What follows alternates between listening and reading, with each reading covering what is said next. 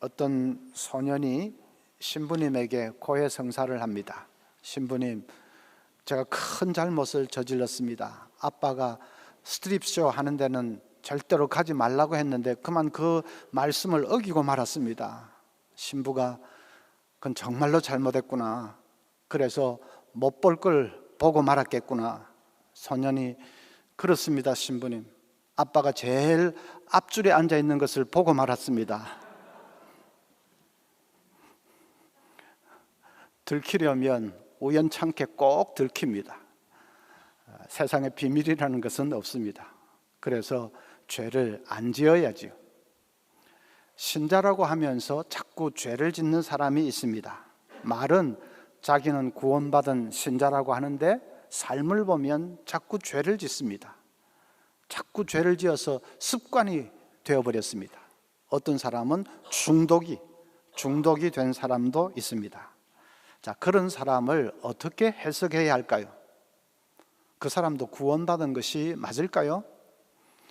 16절에 보면 너희 자신을 종으로 내주어 누구에게 순종하든지 그 순종함을 받는 자의 종이 되는 줄을 너희가 알지 못하느냐? 혹은 죄의 종으로 사망에 이르고 혹은 순종의 종으로 의에 이르느니라.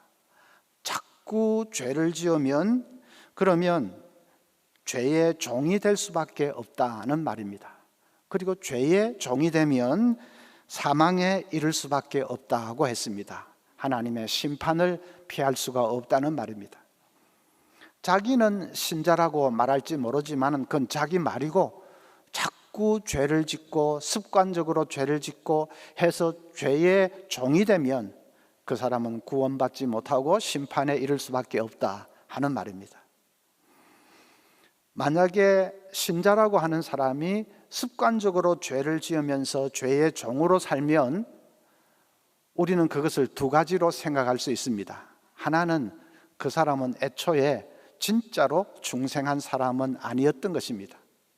자기는 마음에 예수님을 영접하고 중생했다 그렇게 말할지 모르지만은 그러나 그 진짜로 중생한 것은 아닙니다. 우리가 로마서 4장 공부하면서 찬동하는 것은 믿음이 아니라고 한 것을 여러분 기억하시죠? 그 사람은 어쩌면 고개만 끄덕끄덕하고 찬동하는 것을 자기가 예수님을 영접한 것으로 그렇게 착각을 하고 있었는지도 모릅니다.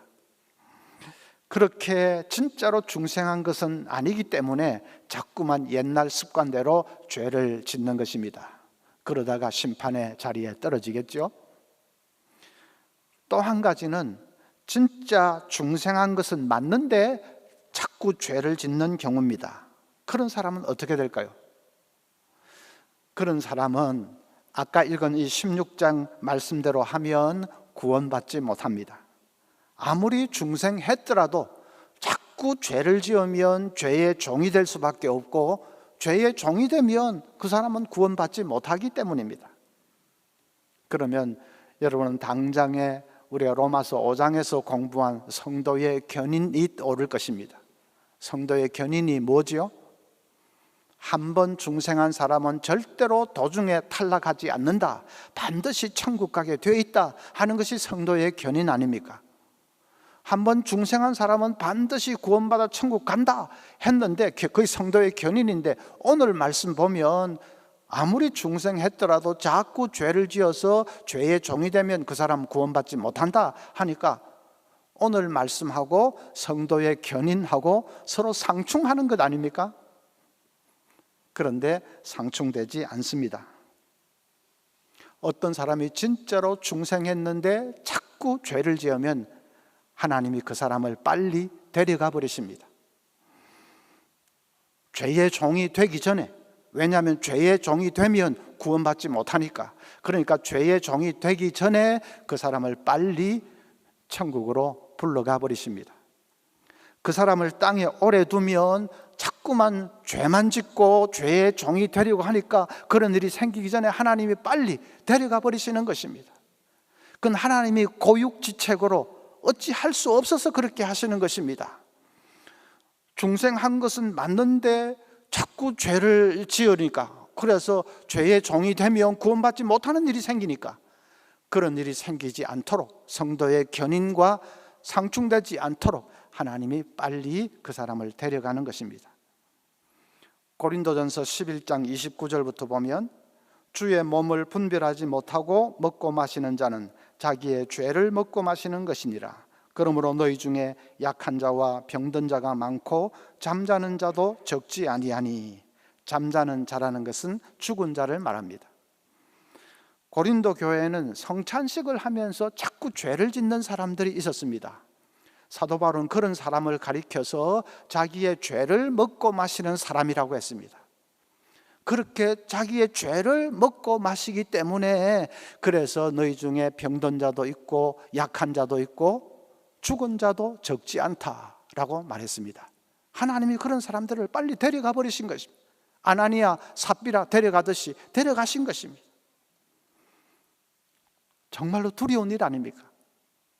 여러분, 물론 약하고 병들고 죽고 하는 것은 다 죄를 많이 지어서 그렇다, 그렇게 단정을 하면 안 됩니다. 우리가 그동안 말씀을 배워서 잘 알고 있습니다. 거기에는 하나님의 다른 뜻이 있을 수 있습니다. 약하고 병들고 실패하고 고난당하고 하는 데에는 우리가 알지 못하는 하나님의 다른 뜻이 있을 수 있습니다. 그 사람의 믿음을 정금 같은 믿음으로 단련하기 위한 그런 하나님의 뜻일 수도 있습니다. 그래서 약하고 병들고 심지어 죽고 하는 사람들 전부 죄를 많이 지어서 그렇다, 그렇게 단정을 하면 절대로 그건 안 됩니다. 그런데 단정하면 안 되지만, 그런데 중생한 사람이 자꾸 죄를 지어서 죄의 종이 되려고 하면 하나님이 그 사람을 빨리 데려갈 수도 있다는 것도 사실입니다. 그래서 우리는 죄를 절대로 가볍게 생각하면 안 됩니다. 오늘은 목사님이 아침부터 겁을 주시네, 그러는 분이 계시죠? 제가 겁을 주려고 주는 것이 아니라 말씀 그대로입니다. 절대로 죄를 쉽게 가볍게 생각하면 안 됩니다. 나는 중생을 했으니까, 구원받았으니까, 천국은 따놓은 당상이니까 하면서 적당히 살려고 그렇게 죄를 가볍게 생각하면 안 됩니다. 죄 지으면 회개하면 되니까 하면서 가볍게 생각하면 안 됩니다. 습관적으로 죄를 지으면서 죄의 종이 되면 구원받지 못한다는 것을 잊지 말아야 됩니다. 그런 일이 생기지 않도록 하기 위해서 자꾸 죄를 지으면 하나님이 빨리 데려가실 수도 있다는 것도 잊지 말아야 됩니다. 빨리 데려가도 천국 가는 거니까 괜찮지 않냐, 좋다, 그렇습니까? 한 번뿐인 인생을 보람있게 살다가 가야지, 밤낮 죄 짓다가 자기 명도 다 채우지 못하고 가는 거, 그건 말이 안 되는 것입니다. 오늘은 성화 두 번째 강해입니다. 지난 주일에 성화를 이루기 위한 가장 기본적인 것 말씀을 드렸습니다. 자기의 변화된 정체성을 굳게 붙들고, 그리고 느낌이 오지 않더라도 그렇게 여기고 가장하고 행동하는 것이라 말씀을 드렸습니다. 오늘은 그 기본 위에서 그러면 구체적으로 어떻게 해야 할 것이냐, 죄를 이기고 거룩한 삶으로 나아가기 위해서 구체적으로 어떻게 살아야 할 것인가, 그것을 같이 나누어 보려고 합니다. 첫째는 마음을 잘 지켜야 합니다. 16절을 보면 너희 자신을 종으로 내주어 누구에게 순종하든지 그 순종함을 받는 자의 종이 되는 줄을 너희가 알지 못하느냐. 그 말은 결국 너희 자신을 죄에게 종으로 내주지 말라 하는 말이죠. 내주지 말라. 여기 내준다 하는 말은 영어로 yield인데 넘겨준다 하는 뜻입니다. 우리 자신을 죄에게 넘겨주지 말아야 됩니다. 종으로 그렇게 넘겨주지 말아야 됩니다. 우리가 구원받기 전에는 무슨 죄에게 넘겨주고 말고도 없었습니다. 우리는 아예 넘어가 있었습니다. 우리는 죄의 종 아니었습니까? 그래서 아예 죄가 끄는 대로 끌려가고 그렇게 살았습니다. 그런데 구원받고 나서 이제는 죄에 대해서 우리가 죽었고 죄의 지배에서 해방되었습니다. 그래서 이제는 나를 넘겨주지만 않으면 됩니다. 나 자신을 잘 지키기만 하면 됩니다. 특히 마음을 잘 지켜야 됩니다.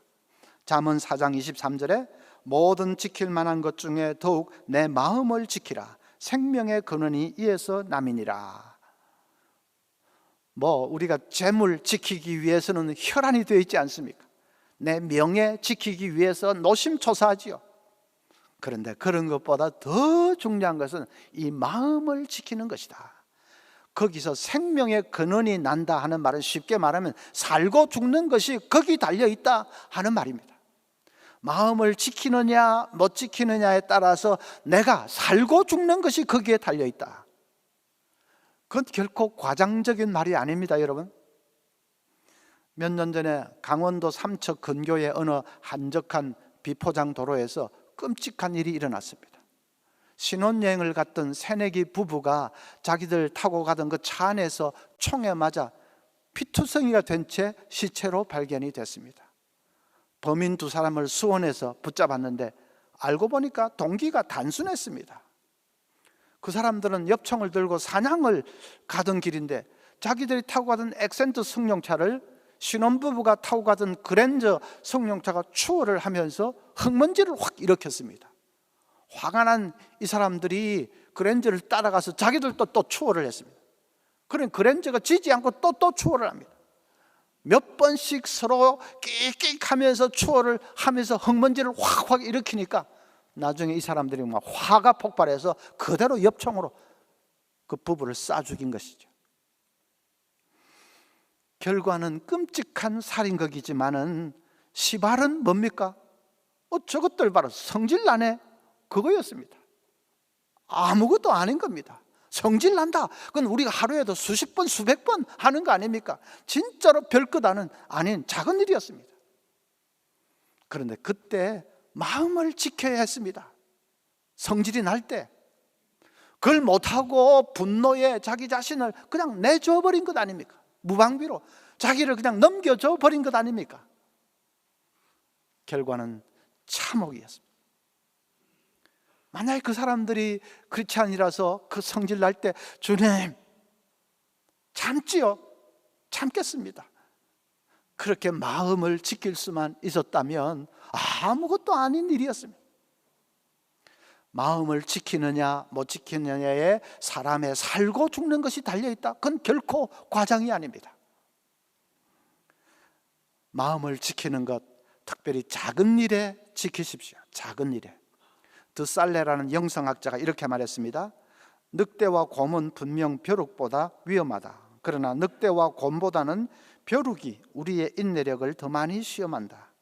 살인을 피하기는 쉽지만 작은 욕정들이 일어나는 순간마다 그것들을 제어하기는 쉽지 않다. 간음을 피하기는 쉽지만 곁눈질하거나 사랑의 신호를 주고받는 것을 피하기는 쉽지 않다. 그러므로 큰 유혹들에 용기 있게 맞서 싸우기를 원한다면 작고 별것 아니게 보이는 것들에 대해 자신을 지키는 일에 열심을 다해야 한다. 무슨 말인지 귀에 쏙 들어오시죠?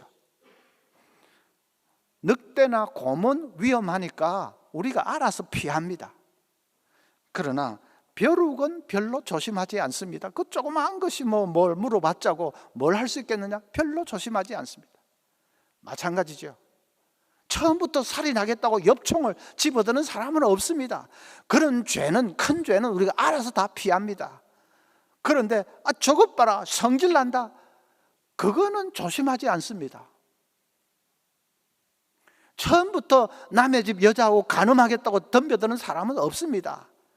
양식 있는 사람이라면 그건 다 그건 다 피합니다. 그러나 여자에 대해서 마음이 끌리는 것은 별로 조심하지 않습니다. 저쪽에서 무슨 신호를 보내오고 눈짓을 보내오고 하는 것은 별로 조심하지 않습니다. 그럴 수 있다고 생각합니다. 남녀 간에 그런 감정은 있을 수 있다고 생각합니다. 그리고 더 이상 발전 안 하면 되지 하고 별로 조심하지 않습니다. 세상 사람들은 그걸 또 로맨스라고 또 그렇게까지 합니다. 그래서 그 순간에 마음을 그냥 단속을 못하고 마음을 그냥 열어 놔 보십시오. 마음을 지키지 못해 보십시오. 별것 아닌 눈짓을 조금 주고받고 마음이 조금 끌리는 거, 큰 사건으로 발전하는 것은 시간 문제입니다. 확 번질 것입니다. 우리 교단에 지금 어느 교회, 한 교회가 그래가지고 교회가 완전히 쑥대밭이 됐습니다. 목사님이 부적절한 처신을 해서 그게 스캔들이 됐는데, 그것 때문에 교회가 지금 두 쪽이 났습니다. 목사님이 그런 일을 할 리가 있나 하는 목사 지지파와 CCTV하고 뭐 다 있는데 무슨 말이냐는 목사 반대파들이 그냥 서로 싸우는데 교회가 완전히 두동강이 났습니다. 총회 판결에도 순종하지 않는 것을 보니까 결국은 세상 법정으로 갈 모양입니다. 그렇게 되면 그 목사님 인생도 사역도 목회도 다 끝나는 것이죠. 이제 그것으로 그 젊은 분이 끝입니다. 한 개인이 끝나는 건 그렇다 치더라도 그 잘 성장하던 그 좋은 교회가 어떻게 지금 됐습니까? 얼마나 많은 교인들이 상처받고 가슴을 치면서 교회를 떠나가고 신앙을 떠나가겠습니까? 그건 정말로 못할 짓입니다.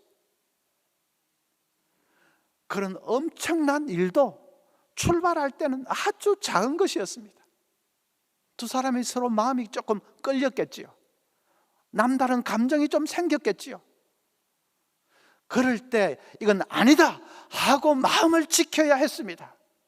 한번 다가가서 말이라도 한번 더 해보고 싶은 그런 마음이 생길 때 지금 뭐하고 있냐? 이건 아니다 하고 마음을 딱 지켜야 했습니다. 그걸 못하고 조금 끌리는 대로 하다가 파멸이 그냥 쓰나미처럼 덮쳤습니다. 종교개혁자 마르틴 루터는 이렇게 말했습니다. 새가 머리 위를 날아다니는 것을 막을 수는 없다. 그러나 내 머리 위에 둥지를 트는 것은 막을 수 있다. 무슨 뜻이죠? 유혹이 우리를 스쳐가는 것은 막을 수가 없습니다. 우리가 사는 이 악한 세상에서 보는 것, 듣는 것, 만지는 것 다 우리를 유혹하는 것들인데, 유혹이 내 곁을 스치는 것을 막을 수는 없습니다. 그거 어떻게 하려면 이 세상 밖으로 나가야죠. 세상 속에 있는 한은 유혹이 스치는 것을 막을 수는 없습니다. 그러나 유혹이 내 마음에 착상하는 것을 막을 수는 있습니다. 내 마음에 둥지를 트는 것은 막을 수 있습니다. 내가 나 자신을 지키면 됩니다. 내 자신을 넘겨주지만 않으면 됩니다. 그래서 유혹이 다가올 때는 경고의 사이렌을 막 울리십시오. 작은 일, 별거 아닌데, 남들도 다 그렇게 다 하고 사는데 그게 아닙니다. 작은 것이 유혹이 다가올 때에 경고의 사이렌을 왱왱하고 울리십시오. 위험하다, 위험하다. 그래서 나 자신을 지켜야 됩니다. 다가오는 유혹을 뿌리쳐버려야 됩니다. 요셉처럼 아예 도망쳐버리는 것이 좋을 수도 있습니다. 어느 여집사님이 불륜의 유혹이 자꾸 일어나서 고민을 하다가 목사님을 찾아가서 상담을 했습니다. 목사님, 솔직하게 말씀드려서 그 남자와 살면 얼마나 좋을까 하는 생각을 떨쳐버릴 수가 없습니다. 아무리 떨치려고 해도 떨칠 수가 없습니다. 목사님이 이렇게 말했습니다. 정 떨칠 수가 없으면 차라리 하나님께 내 영혼을 빨리 거두어 가달라고 기도하세요. 그게 낫습니다. 그 말에 집사님이 조금 움찔하면서 놀라더랍니다. 빨리 죽게 해달라고 기도하라고, 그게 차라리 낫다고 하는 그 말에 그것이 그 정도의 심각한 것인가 조금 깨닫고 이제 조금은 정신이 돌아왔는지 움찔하고 놀라더랍니다. 우리가 정말 심각성을 가지고 마음을 지켜야 합니다. 이 마음이 전쟁터입니다. 전쟁터가 다른 데 있는 거 아니에요. 이 마음이, 이 조그마한 마음이 전쟁터입니다. 온갖 유혹이 노리고 있습니다. 마귀가 우리 마음을 흔들려고 그냥 유혹하고 있습니다. 그래서 시편 139편 23절에 하나님이여 나를 살피사 내 마음을 아시며 나를 시험하사 내 뜻을 아옵소서.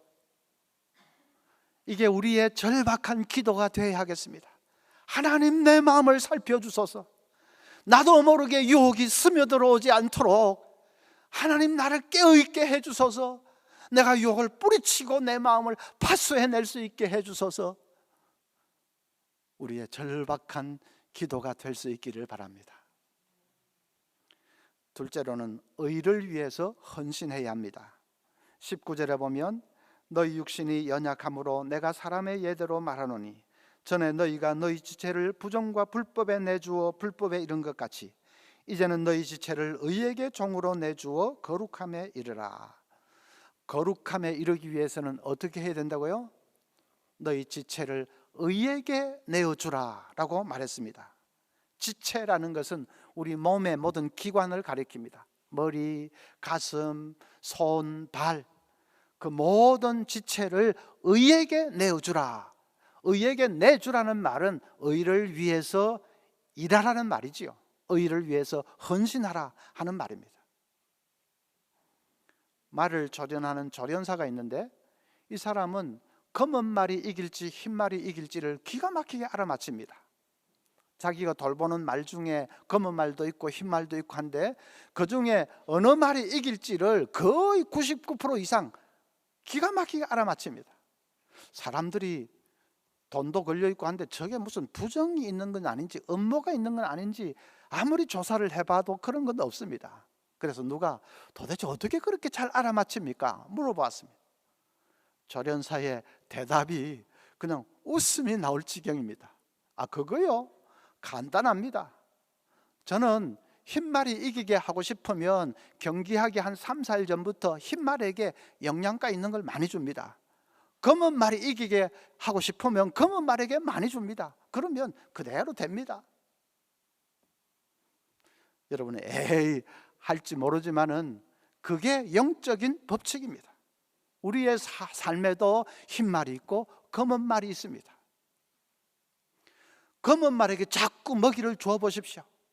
자꾸 엄탕한 생각도 하고 영화를 보든지 뭐 해도 그런 것만 보고 인터넷에서 그런 것만 자꾸 보고 뭐 만나가지고 늘 음담패설이나 그런 것이나 하고 검은 말에게 자꾸 먹이를 주어 보십시오.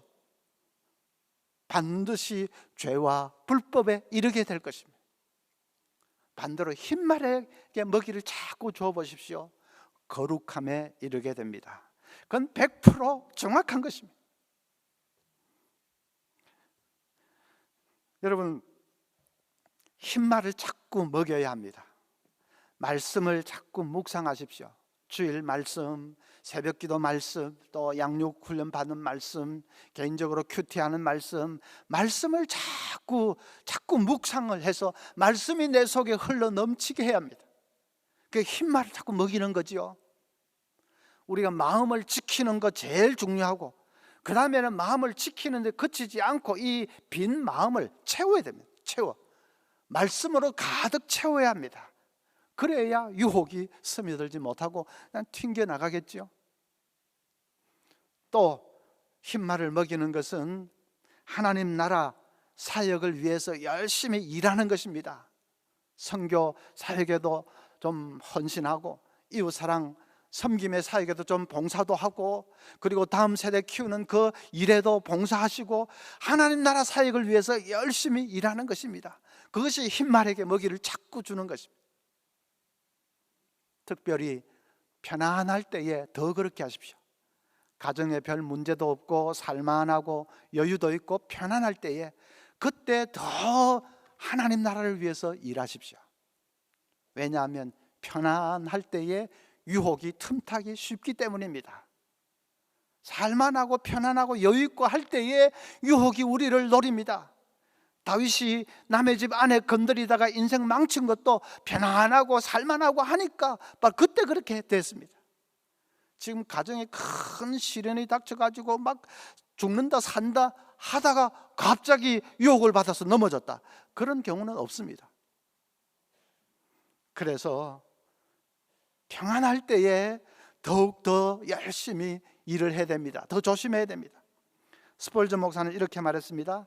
가난하고 병들고 어려움이 닥칠 때 우리는 하나님의 은혜가 필요하다. 그러나 부하고 건강하고 평안할 때에 우리는 은혜 위에 은혜가 필요하다. 정말 그렇습니다. 좀 편안하고 살만할 때는 진짜로 은혜 위에, 그때는 은혜가 필요한 때입니다. 잘못하면 넘어지기 쉽기 때문입니다. 넘어지지 않으려면 일을 하십시오. 하나님 나라 일을 열심히 하시고, 또 하나님 열심히 사랑하시고 그렇게 일을 하십시오. 자전거 페달을 열심히 젓고 있는 한 해는 넘어지지 않습니다. 그런데 발을 떼버리면 넘어지지 않습니까? 조련사만 어느 말이 이길지 알아맞힐 수 있는 것이 아니라, 저도 누가 죄의 덫에 걸려서 넘어질지 저도 95% 이상 알아맞힐 수 있습니다. 열심히 하나님 나라의 일을 하고 열심히 말씀 묵상하면서 말씀으로 자기를 무장하고 하는 사람은 넘어지지 않습니다. 그런데 그런 일에는 별 관심이 없고 어떻게 하면 좀 잘 놀까, 늘 그런 생각, 또 그것을 위해서 시간도 바치고 투자하고, 그런 분들은 정말로 위태롭습니다. 셋째는 항상 마지막을 생각해야 합니다. 21절 보면 너희가 그때에 무슨 열매를 얻었느냐, 이제는 너희가 그 일을 부끄러워하나니 이는 그 마지막이 사망입니다. 그러나 이제는 너희가 죄로부터 해방되고 하나님께 종이 되어 거룩함에 이르는 열매를 맺었나니 그 마지막은 영생이라. 마지막이 두 번이나 나오죠. 죄를 따라가면 마지막은 사망입니다. 의를 따라가면 마지막은 영생입니다. 그건 분명합니다. 죄를 따라갔는데 마지막이 영생이 되고 의를 따라갔는데 마지막이 사망이 되고 그런 선언은 없습니다. 그래서 어느 길을 따라가느냐에 따라서 마지막은 분명하게 딱 정해져 있습니다. 확실합니다. 그걸 좀 생각을 하셔야 됩니다. 내가 지금 이 일을 계속하면 마지막이 어떻게 될 것인가를 좀 생각해야 됩니다. 혹시라도 뭐 좀 달라질 수 있죠. 혹시라도 뭐 요행스럽게, 그런 것은 없습니다. 딱 정해져 있습니다. 그러니까 계속 이 길을 가면 어떻게 될 것인지를 좀 생각을 하고 정신을 차려야 됩니다. 제가 달라스 신학교에서 교회 성장학 공부할 때에 그 과목은 진게츠라는 목사님이 가르쳤습니다. 실천신학 파트로는 그분이 아주 유명한 분이고 그분 책이 우리말로도 번역이 되어 있고 그렇습니다. 그런데 그 목사님이 한 번은 강의에 들어오셔서 진도는 나가지 않고 자기 교회 부교육자 얘기를 쭉 했습니다. 부목사지요.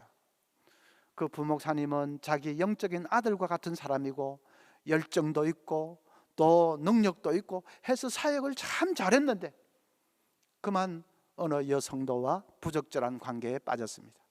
결국 그게 발각이 되어서 교회를 사임하고 떠났고 사역의 길도 완전히 끊어졌습니다. 가정도 다 깨어졌습니다. 그 얘기를 쭉 들려주시면서 마지막으로 자기 가방에서 그 부목사가 자기에게 보낸 참회의 편지를 꺼내가지고 쭉 읽어줬습니다. 문구 그대로 읽어줬습니다. 그 편지에는 젊은 목사가 당하는 말로 다 할 수 없는 심적인 고통이 적나라하게 드러나 있었습니다. 절망하는 아내를 바라봐야 하는 고통, 방황하는 자식들 앞에서 고개를 들지 못하는 부끄러운 아빠로서의 고통, 사회에서도 완전히 매장되어 버린 그 수치와 절망, 어떻게 단 한 번의 죄로 인생이 그렇게 철저하게 망가질 수 있는지, 그 비참한 모습이 너무나도 생생해서 그게 도무지 남의 일 같지가 않아서 교실에 앉아있던 수십 명 젊은 신학생들이 충격을 받아가지고 그냥 쥐 죽은 듯이 조용해 있던, 수십 년 전의 일인데 제가 지금까지도 그 장면을 생생하게 기억합니다. 그때 그 교실에 있었던 신학생들은 자라서 이제 목회하면서 아마 그런 죄에 빠지지는 않았을 겁니다. 그때 워낙 생생하게 그림으로 보듯이 충격을 받아가지고. 여러분, 쾌락은 잠깐이고 고통은 영원합니다. 그걸 잊지 말아야 됩니다. 사탄은 쾌락이 영원할 것 같이 우리에게 속삭여 됩니다. 그런데 그건 새빨간 거짓말입니다. 우리를 속이는 거죠. 마귀도 우리에게 비전을 줍니다. 성령님만 우리에게 비전을 주는 것이 아니고 마귀도 비전을 줍니다. 그 길을 따라가면 짜릿짜릿할 것 같고 황홀할 것 같고 그 쾌락이 영원할 것 같고 그런 엉터리 비전을 줍니다. 거기에 썩으면 안 되죠. 쾌락은 잠깐이고 고통은 영원합니다. 유대의 히스기야 왕, 그 좋은 왕이 죽을 병에 걸렸습니다. 성경에 병명은 안 나오는데 그래도 지금으로 보면 아마 암인 것 같습니다. 말기암이었겠죠. 선지자가 와서 당신은 죽는다고 예언을 했습니다. 하나님의 선지자가 죽는다고 했으니까 그건 확실한 것이지요. 그런데도 히스기야는 포기하지 않고 하나님께 기도합니다. 이사야 38장 3절에 여호와여 구하오니 내가 주 앞에서 진실과 전심으로 행하며 주의 목전에서 선하게 행한 것을 기억하옵소서 하고 히스기야가 심히 통곡하니, 한마디로 말하면 하나님, 내가 선하게 산 것을 아시지요 하는 말입니다. 하나님, 내가 의롭게 선하게 하나님만 사랑하면서 산 것을 아시지요. 저를 불쌍히 여겨주세요 하는 말입니다. 하나님이 그 기도를 들으셨습니다. 그래서 히스기야를 살려주셨습니다. 여러분, 기도 중에서 가장 강력한 기도가 하나님 아시지요 하는 기도입니다. 하나님이 도무지 외면하실 수 없는 기도가 하나님 아시지요. 내가 선하게 산 것을 하나님 아시지요. 내가 의롭게 산 것을 하나님 아시지 않습니까? 하나님 불쌍히 여겨주세요. 그 기도를 하나님이 외면하지 못하십니다. 그 기도 드릴 수 있도록 평소에 여러분 의롭게 선하게 사십시오. 적당히 산 사람이 위기를 만났다고 하나님 아시지요 할 수 있겠습니까? 적당히 죄도 지으면서 타협도 하면서 유혹도 받아가면서 적당히 산 사람이 자기 급하다고 하나님 아시지요? 뭘 안다는 말입니까? 안 되는 거지요. 평소에 의롭게 선하게 하나님 나라 사모하면서 사셔야 합니다. 그래서 우리가 위기를 만날 때 하나님 아시지요? 정말 하나님 아시지요? 라고 기도할 수만 있다면 그것이 인생의 폭풍에서 우리를 건져주는 생명줄이 될 것입니다. 여러분, 마음을 꼭 지키십시오. 특별히 작은 일에, 그게 사실은 작은 게 아닙니다. 작은 일에 마음을 꼭 지키십시오. 그리고 열심히 의를 위해서 봉사하고 일하십시오. 좀 편안하고 살만하다 할 때 더 정신을 차리고 열심히 봉사하시고 일하십시오. 그래서 우리 남은 생애가 늘 죄를 이기는 의로운 삶으로 그렇게 나아갈 수 있기를 간절히 소원합니다.